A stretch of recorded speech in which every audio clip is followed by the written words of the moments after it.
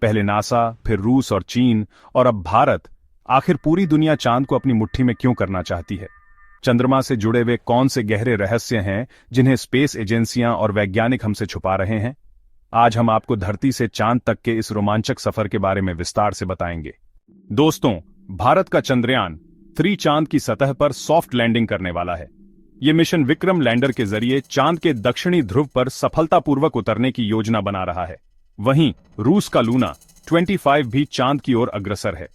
NASA ने 2014 में अपने आर्टेमिस प्रोग्राम की शुरुआत की थी और वह एक बार फिर वैज्ञानिकों यानी एस्ट्रोनॉट्स को चांद पर भेजने की तैयारी में है।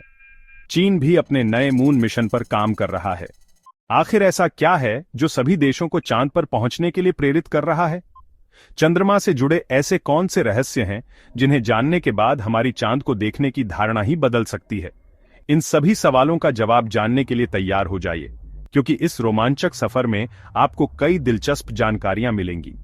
चांद हमारी पृथ्वी से लगभग 3,84,000 किलोमीटर दूर है।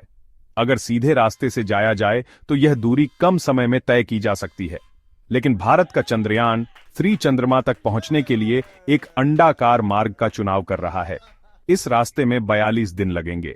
यह लंबा मार्ग इसलिए चुना गया है ताकि ईंधन की खपत कम हो और मिशन ज्यादा प्रभावी बने। यह रास्ता भले ही लंबा है, लेकिन इसके अपने फायदे हैं। हालांकि इस रास्ते से यात्रा करने पर एस्ट्रोनॉट्स के लिए ज्यादा भोजन और पानी की आवश्यकता पड़ेगी।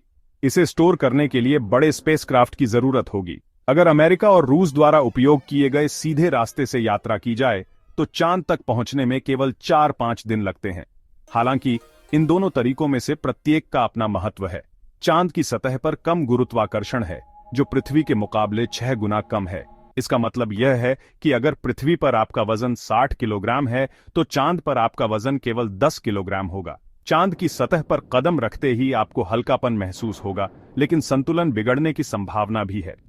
चंद्रमा की सतह पर बड़े बड़े क्रेटर यानी गड्ढे हैं जो उल्कापिंडों के गिरने से बने हैं। इन गड्ढों की गहराई 100 सेंटीमीटर से लेकर 25 किलोमीटर तक हो सकती है।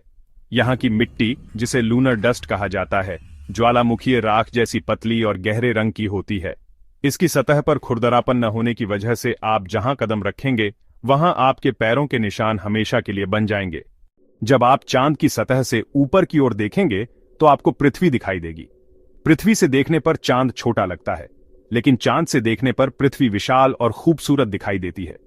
चांद के उत्तरी ध्रुव पर उतरने पर आपको वहां पुराने स्पेस मिशन के अवशेष, सैटेलाइट के टुकड़े और नासा द्वारा छोड़े गए कूड़े के बैग भी मिल सकते हैं। इन बैग्स में नासा के एस्ट्रोनॉट्स द्वारा छोड़े गए कचरे जैसे भोजन के रैपर और अन्य सामग्रियां हैं। वहीं चांद के दक्षिणी ध्रुव पर चंद्रयान 2 का मलबा आज भी उसी स्थिति में मौजूद है, क्योंकि वहां बारिश या तूफान नहीं आते। चांद की कमजोर मैग्नेटिक फील्ड और पतले वातावरण के कारण वहां लगातार उल्कापिंडों की बारिश होती रहती है। यह किसी भी समय जानलेवा हो सकती है, इसलिए वैज्ञानिकों से संपर्क बनाए रखना जरूरी है।